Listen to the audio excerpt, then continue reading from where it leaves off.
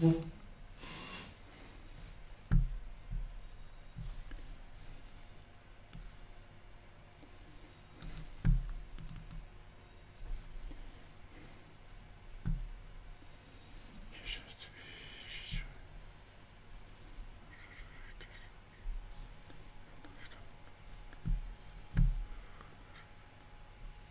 parlais avec Myriam là.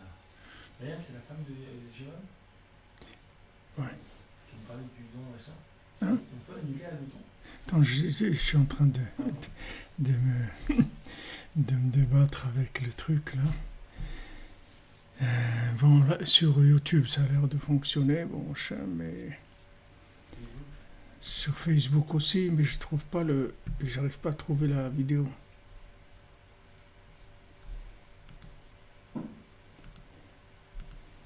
Vous avez plus de monde sur Facebook Hum? Vous avez plus de monde sur Facebook YouTube.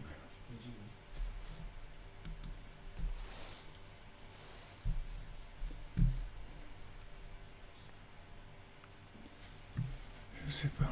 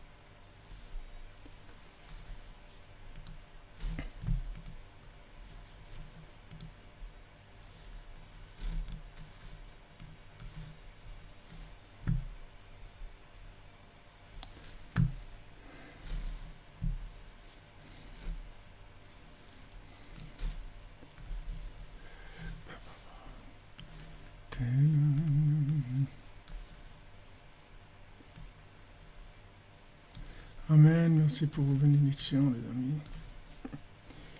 J'arrive pas à trouver le live dans Facebook. Il y est, mais je le trouve pas.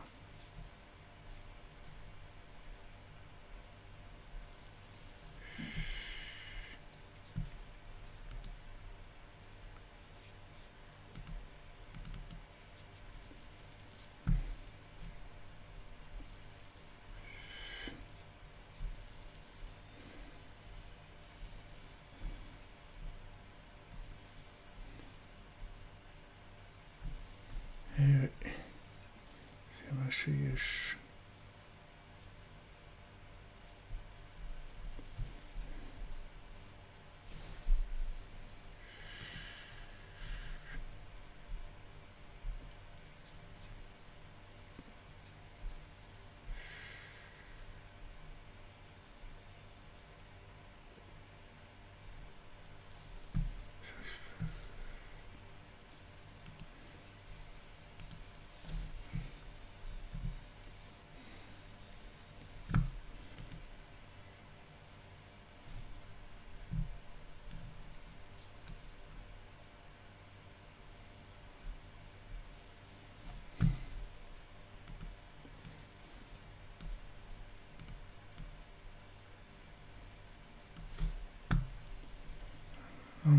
merci pour Brachot. Regardez Facebook, j'ai l'impression que ça marche, je vois que ça marche, mais j'arrive pas à afficher les commentaires. Je vois dans mon...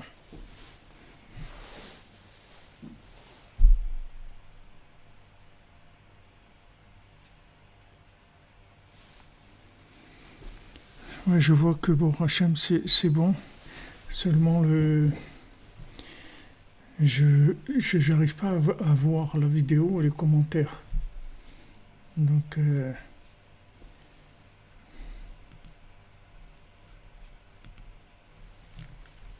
accueil. Non. Ah voilà. C'est bon. On est là, on clique. Voilà. Alors, Hachem, c'est bon là. Zivug Agun pour Hana Mazal, Bat Laurence, Alisa. Voilà les amis.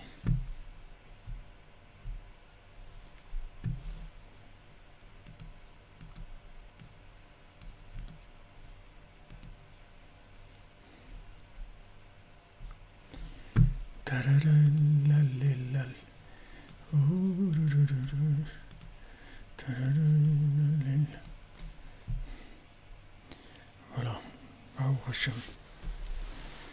Alors, avec votre permission, je prends une gorgée de café avant de commencer.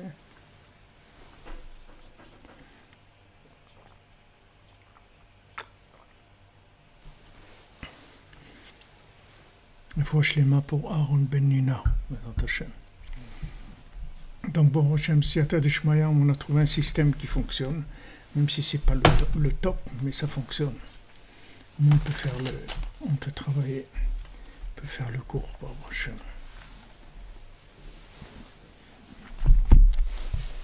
Chouva et Parnassa pour Dani Meyer Ben Sultana.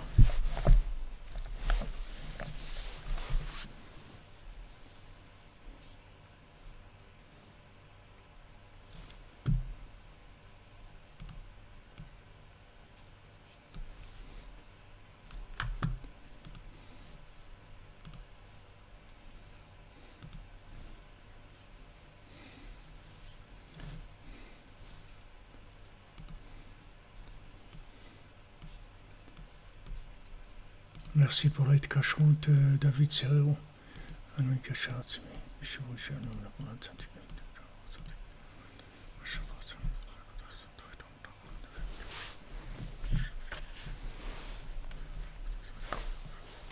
Faut acheter les mains pour Chaim Ben Sarah.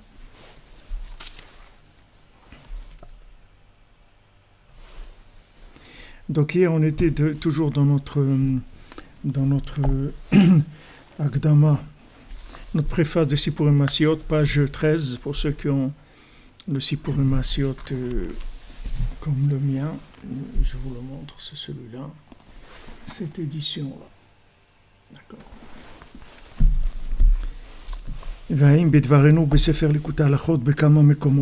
Alors bien Nathan il dit, regarde dans notre livre, le Likutei Halachot, dans plusieurs endroits, ce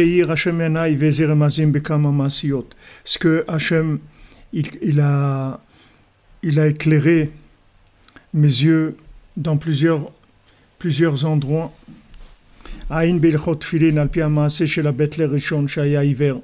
Va voir dans Ilchot Tfilin, dans le Likutei Halachot, sur le mendiant qui était aveugle.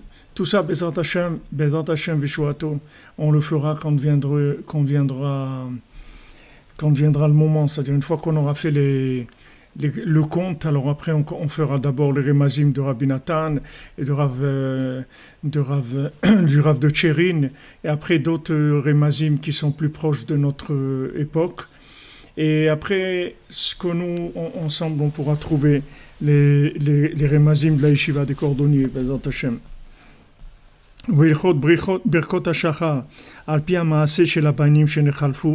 Et aussi dans les halachot birkot hashachar, les brachot du matin, au sujet des enfants qui ont été échangés du fils de la servante et du fils du roi. Ou Bilchot Tfila al pi ha'maaseh shel Baal Tfila, et dans la halachot de Tfila d'après le conte du Baal Tfila. Ou Beyoredea Bilchot Tolaim, et dans le Yoredea dans les halachot des Tolaim des rampants. Al pi ha'maaseh shel Bet Lerashishi she'ayib lo yadayim, d'après le conte du 6e mendiant qui avait pas de main. Chez Siper Amaaseh, chez la Bat Meler, chez Bachal et Mivtsar, qu'il a raconté le conte de la princesse qui s'est sauvée dans le château en eau. Ou Be'even Haezer Bilchot Tishut al Maaseh Anal, et aussi dans Even Haezer, dans les halachot du mariage, sur ce conte-là, al mashkatuv sham shirefuat abat malka l'idée asara miniguna. C'est écrit que maintenant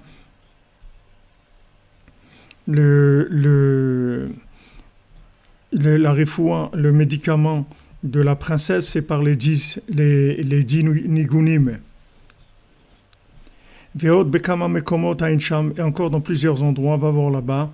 Ve'timtsa nachat ve'ezer Hashem idbarach, et tu trouveras là-bas tu seras du nachat, c'est-à-dire tu auras de la tranquillité intérieure, de la joie intérieure avec l'aide d'Hachem. Va'in bilchot nedarim al maaseh shel yom harvi'i, va voir aussi dans la chot nedarim au sujet du maaseh du 4e jour, au sujet des 2 oiseaux qui appellent l'autre, ou bilchot tzedaka al maaseh shel yom hashlishi, dans les chot tzedaka sur le 3e mendiant.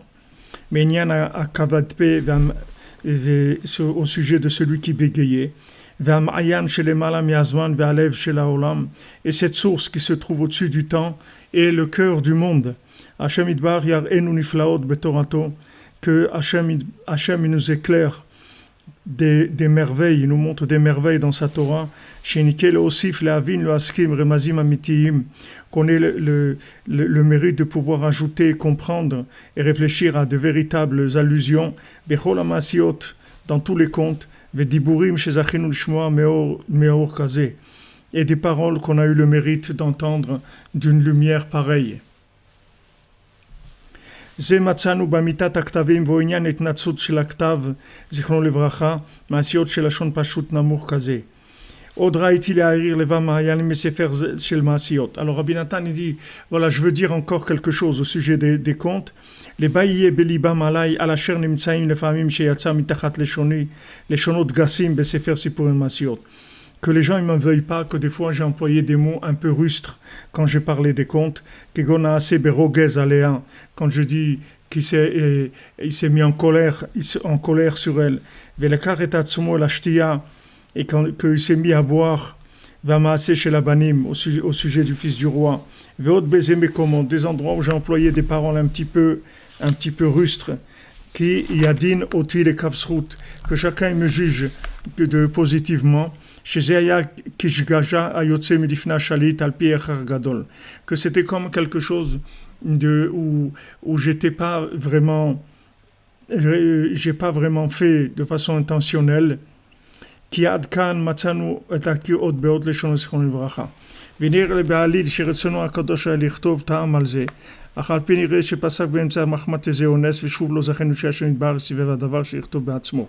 Donc Rabbi Nathan lui-même, il a commencé à écrire quelque chose pour s'excuser d'avoir employé des mots un petit peu rustres, et il a pas fini de vous dire ce qu'il a voulu dire, donc ils ont ramené juste ce qu'il avait dit.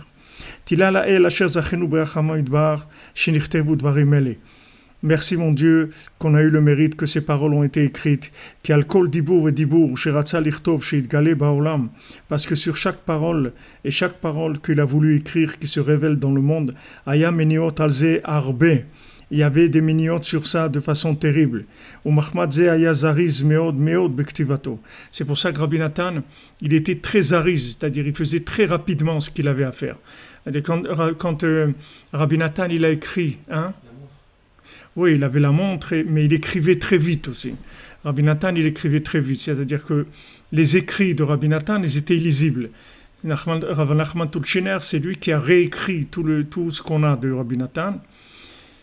Il a réécrit parce que c'était illisible. Un imprimeur, il n'aurait jamais pu perdre le temps pour faire ça. Donc, Rav Nachman Tulchiner, il a réécrit tout le Likutei Halachot et tout ce que Rabbi Nathan il a écrit de manière à pouvoir à l'emmener à l'imprime. Parce que Rabbi Nathan, il savait que c'était un tel danger de vouloir diffuser quoi que ce soit de Rabbeinu, de vouloir faire qu'il faisait très très vite parce qu'il avait peur qu'il se passe quelque chose. Il savait que c'était comme quelqu'un qui est en train d'aller dévaliser le trésor du roi ou un truc. Il peut se faire attraper chaque seconde. Il ne va pas s'arrêter au milieu, commencer à fumer un joint ou un truc comme ça. Il faut qu'il fasse très très vite parce que si on l'attrape, ça y est, c'est terminé. Dans cette conscience-là, il vivait Rabbi Nathan. C'était très très très très puissant. Alors, et ça, il y a beaucoup d'exemples sur ça. Rabbi Nathan, il faisait tout très rapidement. Même dormir, il dormait rapidement, il dormait que 2 heures par nuit. Et il se déplaçait sans arrêt. Sans arrêt, merci pour la traduction, David Serrero. Il se déplaçait aussi sans arrêt, Rabbi Nathan. Il allait chez celui-là, il allait chez l'autre. Vous voyez les lettres qu'il écrit aux gens. Il leur dit, mais vous m'avez promis de la tzedaka, ça fait 1 an déjà, et vous ne m'avez pas encore donné. Je dois construire les Kloï Saouma, je dois faire des choses. Allez, bougez-vous. Il était tout le temps en train d'aller chez les uns, les autres, et tout sans arrêt. Parce que c'est pareil, les gens, ils n'étaient pas conscients de ce qui était en train de se passer. Les gens, ils ne se rendaient pas compte. Ils ne se rendaient pas compte de la grandeur de la chose. Ils ne se rendaient pas compte du tout. Vraiment, ils ne se rendaient pas compte. Et c'est pour ça que Rabbi Nathan il dit dans la préface du Likutei Halachot, il dit si maintenant tu cherches un livre pour voir des belles paroles sur la paracha et tout, ne regarde pas ici parce que c'est pas pour ça que j'ai écrit le livre. Moi, j'ai écrit mon livre pour quelqu'un qui sait qu'il va être dans la tombe et il ne sait pas comment il va faire pour s'en sortir. Pas pour sortir de la tombe, mais pour s'en sortir, pour arriver à continuer.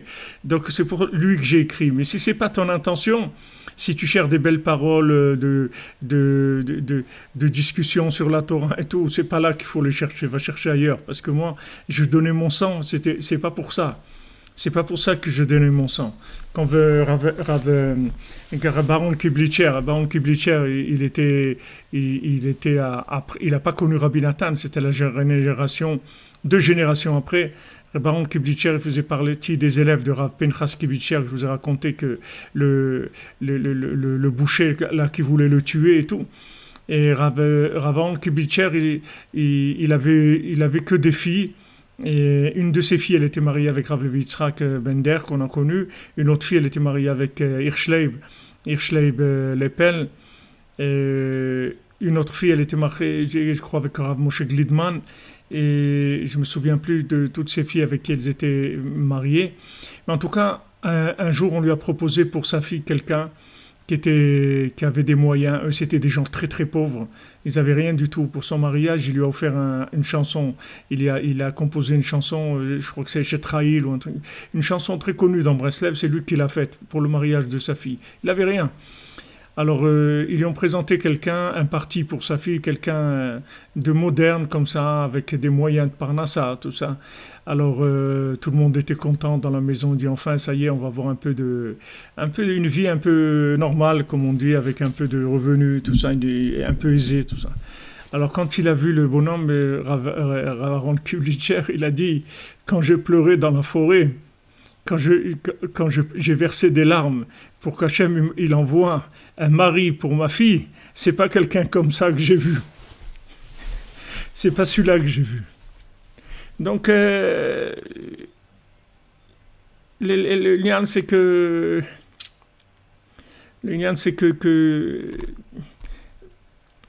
Rabbi Nathan, il faisait très vite parce qu'il savait que c'était grave.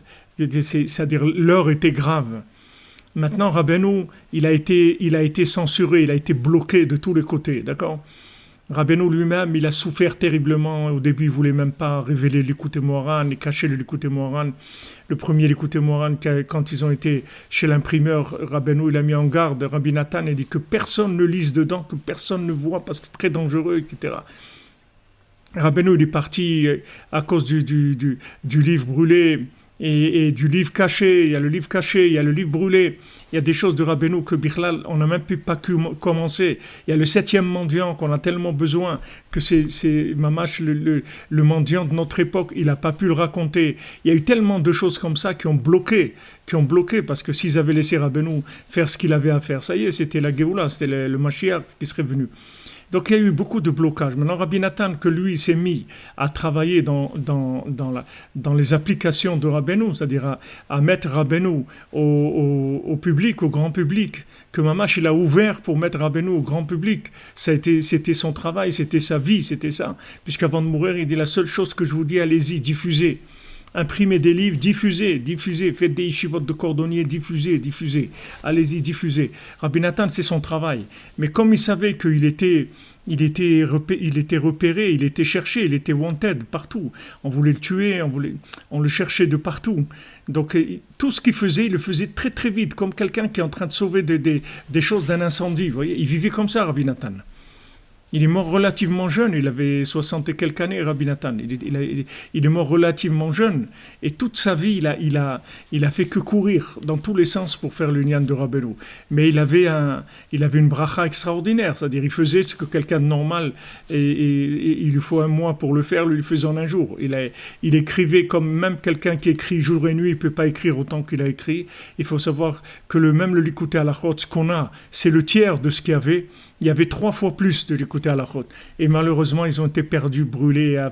Tous les trucs qu'il y a eu, qui l'ont mis en prison, il y a beaucoup qui sont perdus. Il est resté c'est très, très attaqué. Vous voyez, Rav Ben Nachman, qu'on a étudié ce qu'on a étudié, tous ces écrits, ils étaient pratiquement perdus. C'est Rav Shmuel Horowitz qui les a trouvés ici dans la vieille ville à Jérusalem, une partie à Ouman, ici dans la vieille ville et tout. Il a tout ramassé, il a tout écrit. Et combien qui se sont perdus.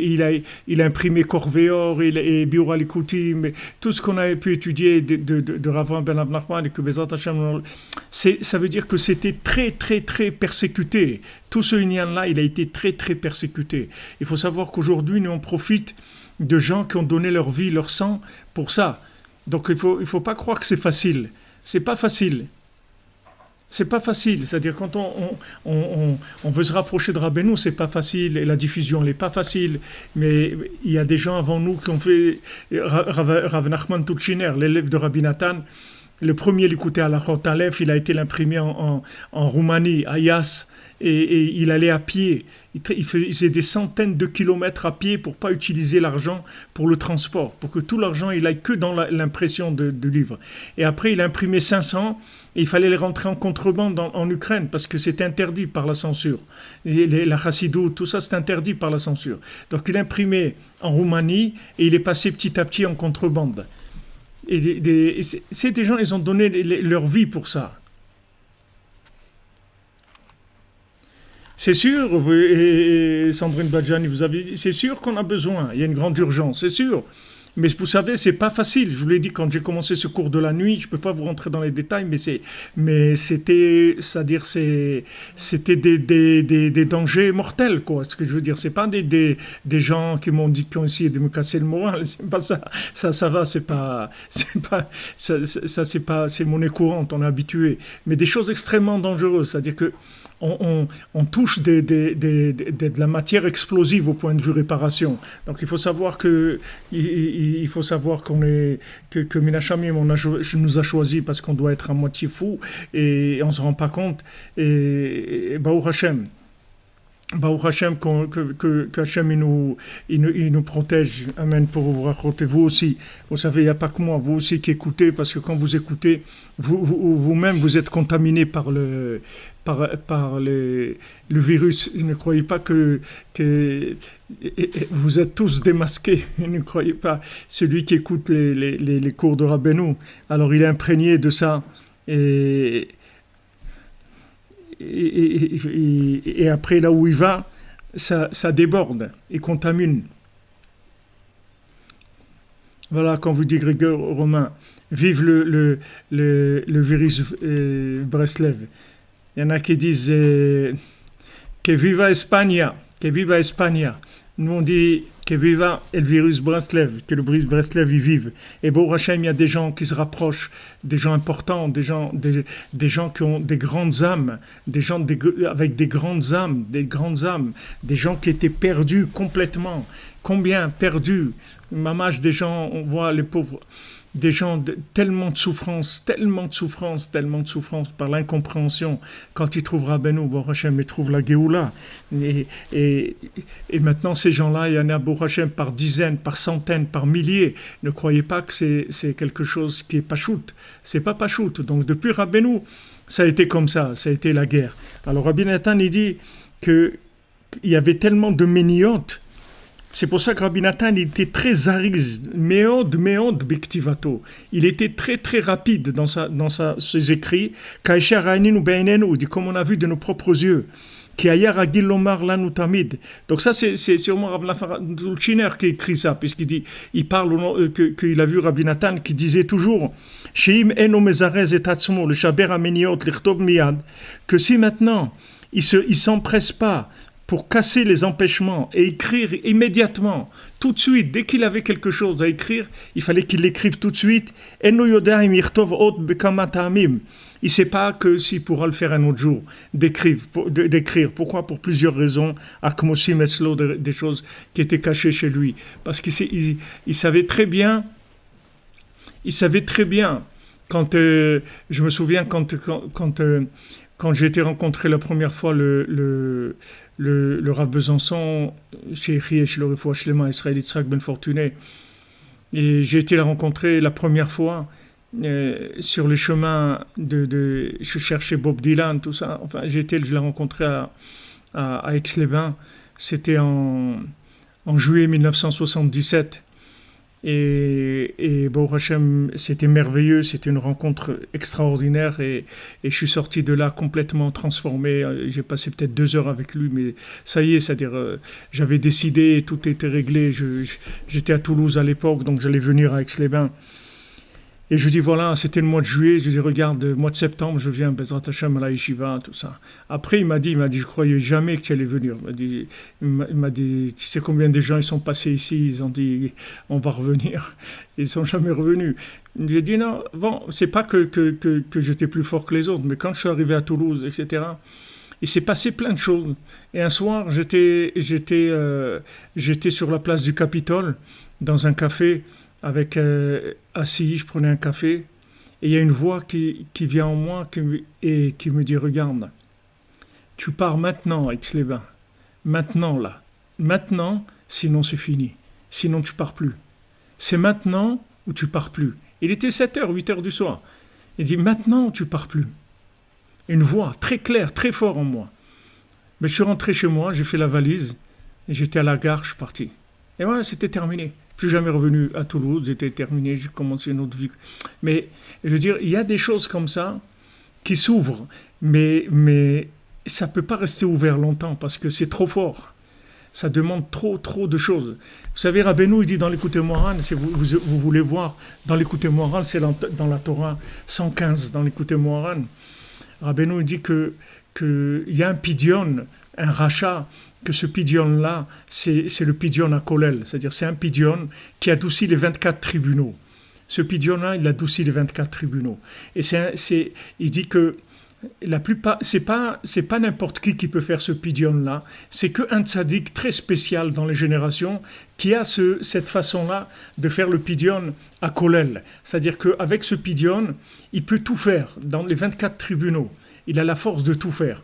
Alors Rabbeinu dit que quand ce tzaddik qui fait ce pidyon-là pour quelque chose, d'accord, il fait le pidyon pour quelque chose, dans le ciel, on attend tellement un pidyon de ce niveau-là que qu'est-ce qu'on le fait, on le prend pour faire tchouva à des gens et pour faire des guérim, des gens qui vont se convertir. C'est pour ça qu'on utilise ce pidyon. Parce que ces gens-là, les gens qui font tchouva, et les gens qui se convertissent, c'est la même chose. Rabbeinu nous dit, les balais tchouva et les convertis, c'est la même chose. Ces gens-là, ils sont en danger. C'est-à-dire il faut les tirer tout de suite, parce qu'ils sont en danger. Donc maintenant, quand on a un pidyon d'une puissance comme ça, on fait vite. On le prend dans le ciel, on n'attend pas. On ne dit pas, bon, on verra, etc. Regardez David Ameller, regardez d'où il sort, regardez comment c'était Sodome, regardez comment c'était Sodome, qu'Abraham Avinu, il n'est pas arrivé à trouver une Nekuda Tova dans Sodome, il n'est pas arrivé à 10, il s'est arrêté, il n'est pas arrivé à trouver une Nekuda Tova dans le Sphirot, dans Sodome. Il s'est arrêté à 10 alors qu'il fallait y aller, il fallait aller rentrer complètement dedans et dire tant pis s'il n'y a pas, il y aura, Bezat Hashem et tout. Comme il a fait celui-là qui est arrivé devant le vent, le troisième, il a dit mais c'est sûr que ça existe, c'est sûr qu'il y a quelque chose de bien à Sodome. Mais qu'est-ce qu'il y avait à Sodome? Il y avait Mashiach, il était là-bas. David Amelech, il était à Sodome, il était là-bas dans Sodome, donc il fallait vraiment faire vite. On lui a dit à l'autre, dégage vite, parce que si jamais tu restes un petit peu, tu vas y passer avec eux. Comme il a dit à Noach. Noach, il a dit, si jamais je te vois, je te noie avec les autres. Tu vas passer avec les autres. Donc vraiment, ne la ramène pas du tout, parce que si tu la ramènes, on va te noyer avec les autres. Donc Noach s'est fait très petit pendant toute l'époque où il y avait le déluge, parce que normalement, il devait pas y passer avec eux. C'est des moments très très durs, c'est-à-dire où il y a une attaque qui attaque Mamash très très fort. Donc David Ameller, il était à Sodome. Comment on le fait sortir, David Ameller?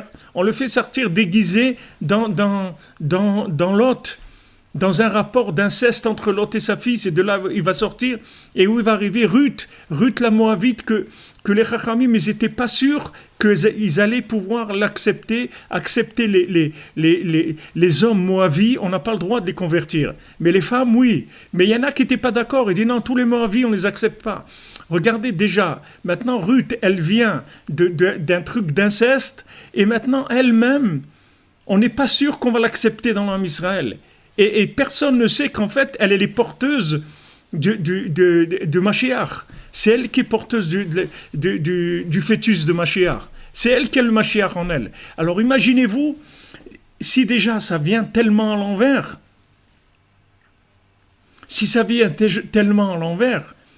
imaginez-vous le danger que toutes ces neshamot, comment elles sont en danger. Danger du youch en permanence. Et Chaz Shalom, il y en a qui se suicident, comme ici notre ami Yehuda qui est là. Des gens qui sont des neshamot tellement forts, tellement puissantes, qu'ils arrivent à un youch, ils ne peuvent pas. Ils se suicident à Hashem Yishmor. Parce qu'ils sont tellement sensibles, ils cherchent la vérité, ils voient que du mensonge, ils voient que de la haine, ils voient que de l'indifférence, ils sont porteurs en eux d'un message, d'une sensibilité énorme. Ils n'arrivent pas à trouver ils sont tellement sincères et tellement portés par que Hashem Yishmor il se suicide s'ils trouvent par Rabbeinu. Quand Rabbeinu te dit Enshumé ou Shbo Halom Klal, c'est pas pachout, c'est-à-dire que c'est une guerre pour vivre. C'est mamash une guerre pour vivre. C'est pas pachout. C'est une guerre pour vivre. Même le Rav Besançon, quand il a commencé en France et tout, pourquoi il pouvait enseigner et tout? Parce que tous les gens disaient, ouais, mais c'est un peintre, c'est un artiste. Donc ça va, comme on dit, ça fait pas partie de la norme des rabbins.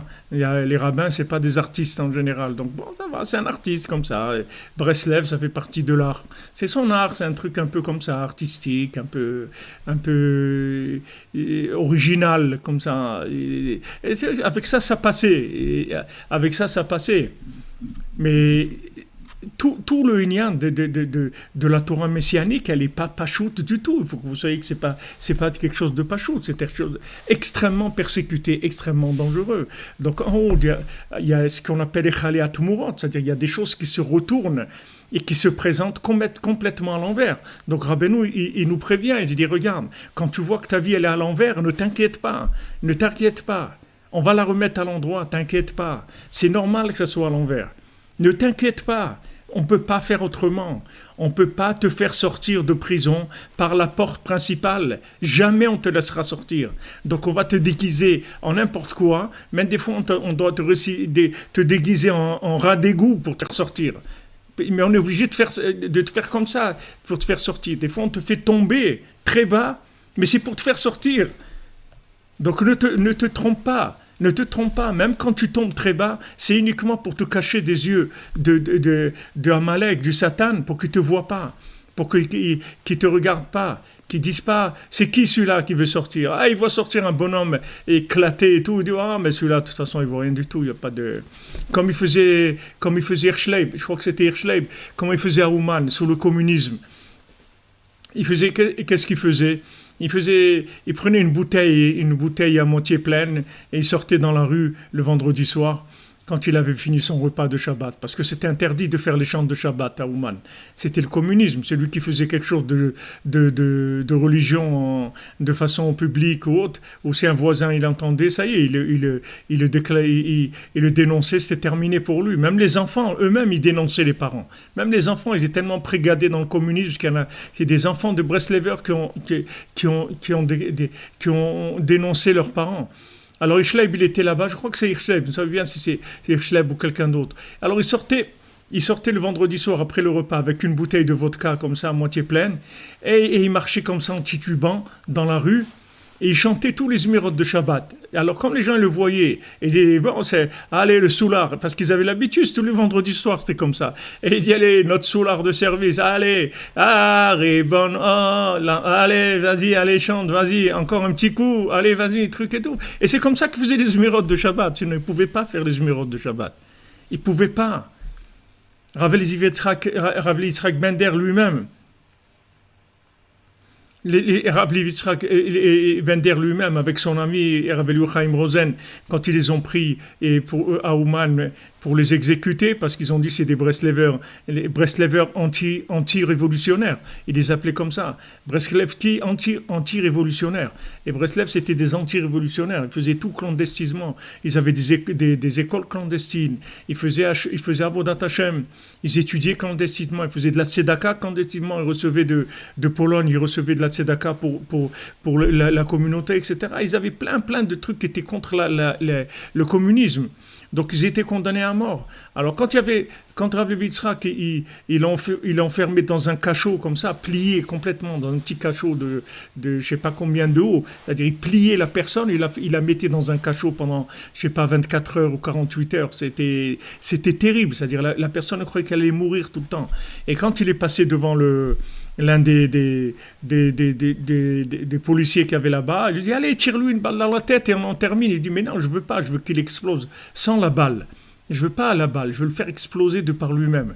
Et en fin de compte, ils ont reçu l'ordre de les transférer à Kiev, Rav Yitzhak Bender et Rav Chaim Rosen, de les transférer à Kiev pour les exécuter à Kiev. Quand ils sont arrivés à Kiev, ils ont passé la nuit en prison et le lendemain, ils devaient être exécutés. Le lendemain, quand ils devaient être exécutés, celui qui s'occupait d'eux, il leur a dit voilà, prenez vos passeports là, voilà de l'argent pour prendre le train, voilà l'argent pour l'hôtel, voilà l'argent pour manger, dégagez vite d'ici. Qui c'était celui-là? C'était le gendre d'un Breslever. C'est-à-dire, il était marié avec la fille d'un Breslever et il est devenu communiste.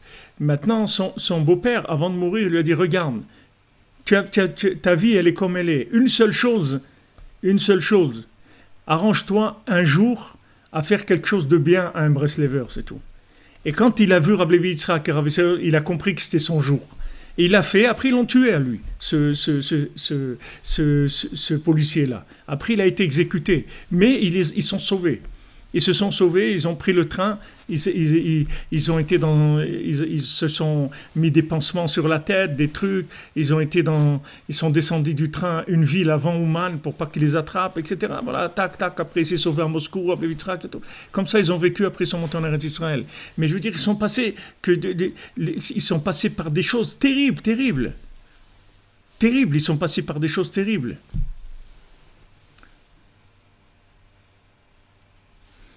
Vous voulez que je vous parle encore de Rav Besançon de nous? Bien ça, j'ai un peu honte de parler de moi. Je suis pas le sujet du Inyan. Le sujet du Inyan, c'est Rabbeinu. Mais bon, de temps en temps, je vous lâche une petite histoire.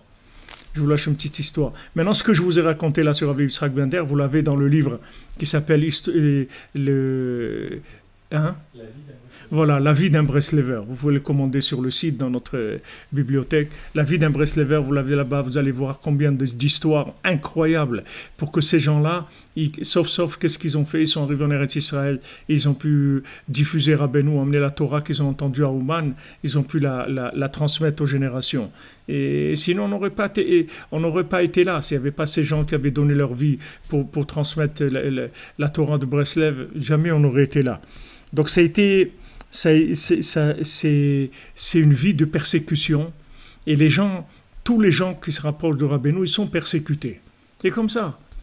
Que ça soit de l'intérieur, de l'extérieur, que ça soit dans la maison, dans les trucs, qu'ils n'arrivent pas à se marier, ou quand ils sont mariés, c'est des problèmes terribles, dans la maison, ou les enfants, ou les trucs, c'est des choses terribles, terribles, terribles. Et ça, il faut savoir, c'est uniquement parce que les gens, ils sont proches de Breslev, et il y a des gens même qui se sauvent. Il y a des gens qui se sauvent parce que c'est trop fort pour eux. Qu'est-ce que vous demandez, Yehuda, même maintenant? Bien sûr, maintenant. Ah, vous l'avez lu, Madame Gabali, le livre La vie d'un Breslever, vous avez vu qu'est-ce que c'est? Ouais, ils sont persécutés par toutes sortes de gens, par des gens de Torah, par des gens pas de Torah, mais l'écart, c'est la persécution. Mais la persécution, elle travaille à tous les niveaux. On veut vous empêcher de faire Chatzot, on veut vous empêcher de faire Hitbodedut. Oui, c'est effrayant, monsieur Ganassia, c'est vrai.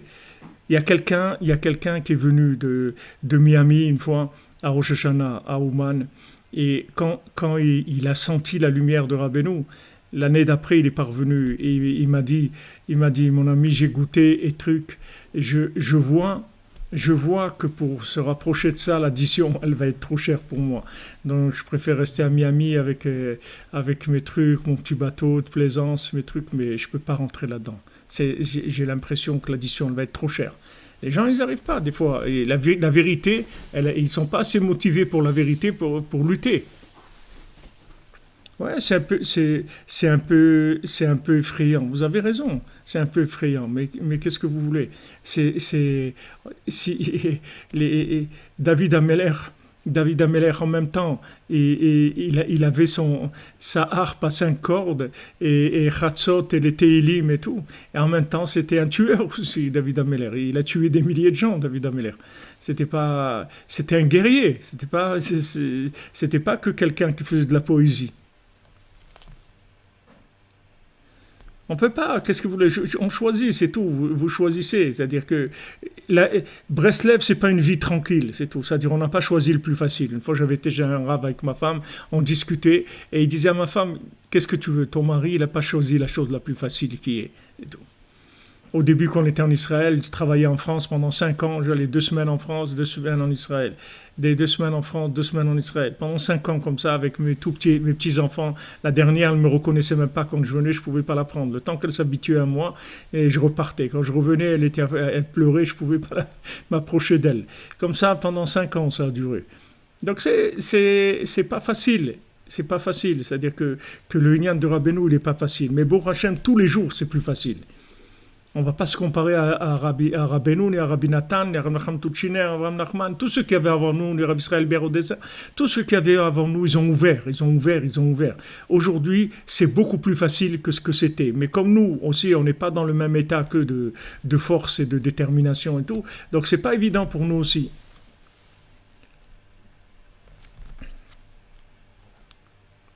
Voilà, comme vous dites, quand on est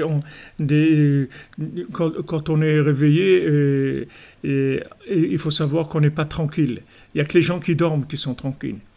Les gens, on leur donne, voilà, tu veux maintenant, voilà, tu as le truc, le cannabis, allez, prends du cannabis et vas-y. Et laisse-nous tranquille, et reste tranquille et prends du cannabis. Maintenant, tu veux commencer à diffuser Breslev, tu commences à faire Chatzot, Hitbodedut, Tikkun HaKlali, aller à Ouman. Oh, là c'est autre chose. Même là pour Shavuot, regardez, sauf on n'a pas pu aller, ça s'est pas ouvert. Ça s'est ouvert ce soir, 2 heures avant le dernier avion qu'il y avait. Quelqu'un il a dit, oui, je t'arrange pour $800, on peut te faire un visa, etc. Et maintenant, tu m'aurais dit il y a 2 jours. J'aurais pu venir. Mais maintenant, l'avion, il est dans 3 heures. Comment je vais aller à l'aéroport? Il faut 4 heures. Voilà. c'est même maintenant, voilà, dans nos générations, chaque chose qu'on veut faire, c'est pas facile du tout. C'est pas facile. Il faut savoir que c'est pas facile. Mais Baruch Hashem, le tzaddik qui prie pour nous, tous les tzaddikim ils prient pour nous. On a beaucoup de supporters aussi. En fin de compte, on y arrive.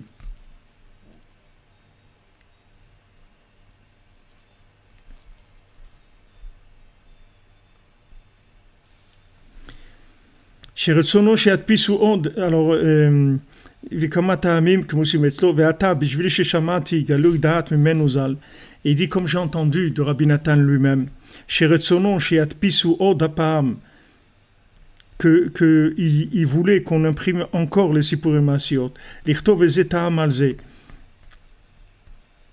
d'écrire des raisons, c'est-à-dire des explications. אמרתי לא אכחד מלכתוב טעם אחד מטעמים הרבה אשר היו גנוזים כמוסים את לוזל. Je me suis pas empêché d'écrire au moins une chose. Pourquoi Rabbi Nathan il était tellement zaris, tellement rapide dans ce qu'il faisait. וזהו ששמעתי ממנו ז"ל, c'est ce que j'ai entendu de Rabbi Nathan. כי אדוננו מורנו ורבנו מורן ז"ל זכר צדיק וקדוש לברכה. Parce que notre maître Rabbi Nachman, que sa mémoire de mémoire sainte et bénite, Siper Amasiot Beleshon Ashkenaz Anahouk Beminatenu. Quand Rabbeinu a raconté les contes, il les a racontés en Ashkenaz, d'accord, en Yiddish, ce qui parlait, comme si on dit en français. C'est-à-dire il employait la langue du pays aussi. Ça aussi c'est une kavana que Rabbeinu il avait. C'est comme on dit l'araméen, il y a le Zohar il est en araméen. Pourquoi pas en Lashon HaKodesh? Parce qu'on ne peut pas, c'est trop fort. Donc on fait un mélange. On coupe le truc comme une boisson qui est trop forte, on la coupe avec une autre avec de l'eau haute pour que ça passe. Donc maintenant, si le Zohar il était en hébreu, ça aurait été trop fort. Après, bon, Hachem, ça a été traduit et tout, mais quand c'est sorti, il fallait que ça sorte dans une langue qui était un petit peu mélangée. Donc là, Rabbeinu, il a raconté en yiddish le Sipurim Asiot, qui est un mélange d'allemand et d'hébreu. Umerenu Rav Natan Zal, Rishon Shebetalmida Vaikarim. Et maintenant, notre Rav Rabbi Nathan, le premier de ses chers élèves, Itikam al-Lashon HaKodesh vorid et asmo bekivun. Et il les a traduits en hébreu, et il est rentré dans l'interprétation même dans l'interprétation du texte en yiddish, les Lashon Pashut, כדי שלא ישתנו העניין אצל הקורא אותן בלשון הקודש. C'est-à-dire qu'il a utilisé une langue simple, un langage le plus simple possible, pour pas qu'il y ait que de changer ce que ça voulait dire par rapport à celui qui allait lire en Lashon HaKodesh par rapport au Yiddish. Parce que le Yiddish, c'est une langue très, très précaire. Il n'y a pas beaucoup de mots en Yiddish. C'est une langue, je crois qu'il n'y a même pas 500 mots dans la langue en Yiddish. Il n'y a pas beaucoup de mots du tout. C'est une langue très simple. Donc maintenant, quand il a traduit en Lashon HaKodesh, Rabbi Nathan, il l'a traduit très simplement.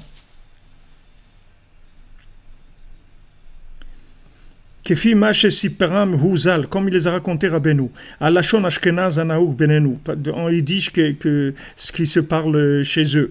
וזה סיבה אשר נשמט מלשונו הקדוש, et c'est la raison pourquoi des fois de sa parole, de ses paroles saintes que Rabbi Nathan, il avait un langage très propre. Rabbi Nathan, il a dit quand on l'a dit dans le de Baal Tfila, on lui a dit à Rabbi Nathan, vous êtes le Baal Tfila dans le conte. Quand vous avez écrit l'écouté de Tfilot, il a dit non, moi je ne suis pas le Baal Tfila. Le Baal Tfila c'est Rabbeinu. Si moi je suis quelqu'un dans le Baal Tfila, l'histoire du Baal Tfila, je suis le Mélitz, c'est-à-dire le poète, celui qui sait plaider, celui qui sait écrire. Parce que Rabbi Nathan, c'était un grand maître de la plume. Donc jamais Rabbi Nathan, il allait employer des mots qui étaient un peu rustres, comme il a dit ici, les mots qui s'énervaient contre elle, ou des trucs. Il ne va pas employer un mot comme ça, Rabbi Nathan, dans son langage à lui. Mais il l'a employé parce qu'il voulait rester le plus proche de la simplicité du texte de Rabbeinu en yiddish. Donc en Lashon HaKodesh, ça donnait quelque chose un peu rustre. Mais il a préféré parler d'une façon un peu rustre, mais ça soit plus adapté au sens de ce que Rabbeinu voulait dire en yiddish.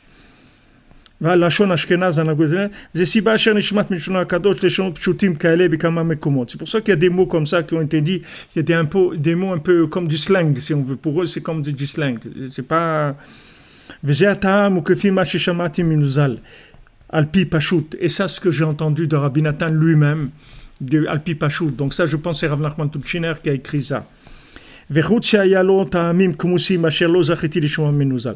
À part ça, il avait des raisons qui étaient cachées que j'ai pas pu entendre de lui. וראו להאמין בזה, et il faut avoir la foi dans ça. שהיו לו עוד טעמים כמוסים, qu'il avait encore des raisons cachées chez lui. Pourquoi il employait des fois des mots qui étaient un peu comme ça rustres. כי זה ידוע מספרים הקדושים אשר היה בעל לשון גדול. Voilà. Tu vois, il dit ça ici maintenant, Rav Nachman Tuchiner. On sait des livres qu'il a écrit Rabbi Nathan, Misfarav Akdoshim, des livres qu'il a écrit Rabbi Nathan. On savait que c'était un grand Baal Lachon, c'est-à-dire quelqu'un qui avait une grande maîtrise du langage. Il savait très très bien écrire Rabbi Nathan. Et là, il s'est descendu pour écrire dans une langue simple. Donc il faut avoir confiance qu'il avait une grande intention là-dedans, parce qu'il n'est pas descendu de son langage, de sa plume tellement raffinée dans quelque chose, des mots tellement simples, stam comme ça. Il avait vraiment une raison très valable pour faire ça. Et celui en qui on a confiance, celui qui a confiance, il viendra beaucoup de bénédictions. Amen Keni Ratson. Amen Keni Ratson. Vous vous demandez si l'araméen c'est comme simple comme le yiddish. L'araméen c'est une langue simple par rapport au Lashon HaKodesh. C'est une langue simple. C'est beaucoup plus simple que le Lashon HaKodesh.